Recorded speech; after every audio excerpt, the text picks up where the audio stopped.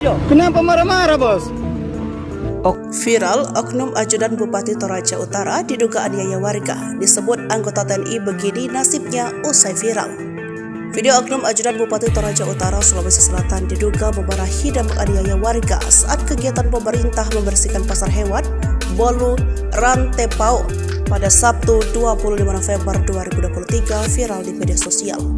Dalam video berdurasi 29 detik itu, oknum diduga ajudan bupati yang mengenakan pakaian loreng TNI dan celana jeans memarahi dan mencekik warga yang sedang merekam kegiatan pasar hewan Bolu. Korban yang bernama Ferdian mengaku merupakan seorang konten kreator. Saat dirinya ke pasar Bolu melihat Bupati Toraja Utara Yohanes Basang bersama dengan sejumlah pegawai tengah membersihkan sampah, kemudian hendak merekamnya. Namun seorang pria diduga ajudan bupati memarahinya. "Kenapa ambil video ini? Kau mau apa? Memangnya kau mau makan apa dengan video itu?" ucap oknum diduga ajudan dalam video tersebut. Pasca insiden tersebut, Ferdian kecewa dengan perlakuan oknum ajudan Bupati Toraja Utara tersebut mengalami trauma. Diketahui oknum ajudan Bupati Toraja tersebut merupakan anggota TNI aktif di Kodim 1414 Tanah Toraja.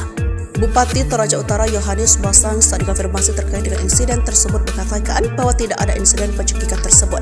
Drama penganiayaan yang dilakukan ajudan Bupati Toraja Utara Edi Salinding terhadap konten kreator bernama DS alias F akhir dengan damai.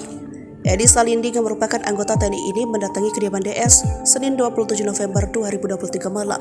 Tidak sendiri, Edi datang bersama istrinya beserta beberapa anggota Kodim 1414 Tanah Toraja. Mengenakan kemeja putih, Edi meminta maaf kepada DS atas perbuatan tidak menyenangkan yang dilakukannya.